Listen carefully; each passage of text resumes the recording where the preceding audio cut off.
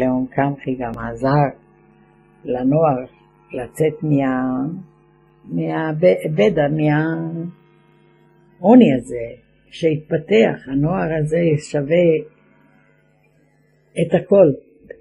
באמת היה לא רק זה, גם חכמים. עכשיו, לפני המלחמה, השומר הצעיר, היינו 250 ילדים. 250, שם זה, הרוב היו עניים שם. מעט מאוד היו עשירים. מעט מאוד. ואני כל הזמן השתדלתי כמה שיותר כסף לתת, לעזור לעניים.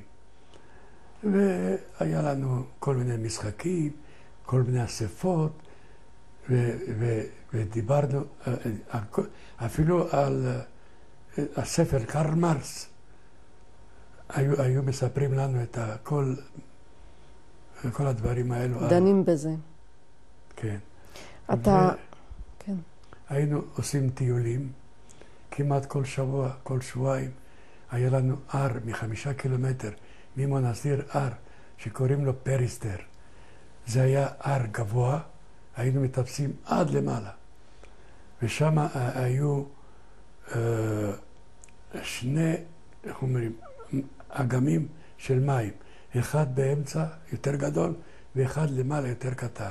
הלמעלה זה היה ממש קר, קרח, כל הזמן היה קרח שם. אז היינו מתרחצים, גם פה וגם שם. בתקופה הזאת עבדת או משהו, או שרק לא עבדתי. הייתי בבית ספר. בן כמה היית אז? 15, 14. אחר כך אנחנו כבר נכנסנו לשומר הצעיר, אז בגדנו בהורים.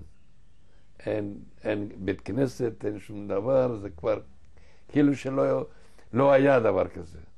וההורים היו מתרכזים, אבל זה לא היה עוזר להם. אבל אחר כך הם התרגלו, ראו שזה לא אני רק כל הנוער ככה. והיו חיים את החוויה של העיירה שהיה כולם. כל הילדים היו בשומר הצעיר. מה היה התפקיד שלך בשומר הצעיר הזה? בהתחלה הייתי צעיר, ואחר כך כשהתבגרתי הייתי מדריך, כמו כולם.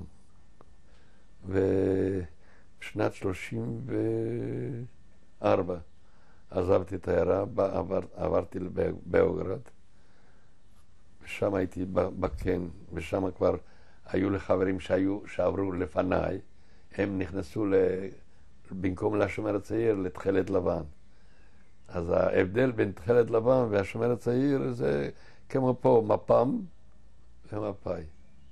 והיה לנו מנהיג רוחני מאוד מאוד קדוש, מאוד מאוד אינטליגנטי, לאון קמחי.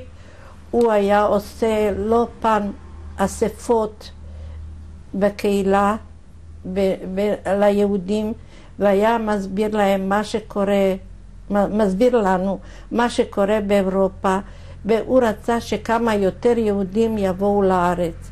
אבל לא הייתה אפשרות, כי לא היו סרטיפיקטים, לא היה אישור לבוא לארץ, אבל האדם הזה עשה הרבה בשביל הנוער היהודי. הוא שלח הרבה משפחות מרובות ילדים, הוא שלח לארץ בשנות 33, איך שהתחילה המהומה בגרמניה. בכל השנים הוא השתדל לשלוח משפחות מרובות ילדים בעיקר, שכלכלתם הייתה קשה שמה, על מנת שיבואו כאן ועם הילדים. תמיד הילדים זה כוח טוב למשפחה, שהיו יכולים להסתדר אולי יותר טוב בארץ. והוא היה מסדר בשלטונות כניסה בצורה סרטיפיקט, והרבה אנשים באו לכאן. אחי שרלו הגדול גם כן היה ממש עושה רושם ולומד ומנגן, והיו באים הביתה חברים שלו והיו מנגנים, לומדים אקורדיון.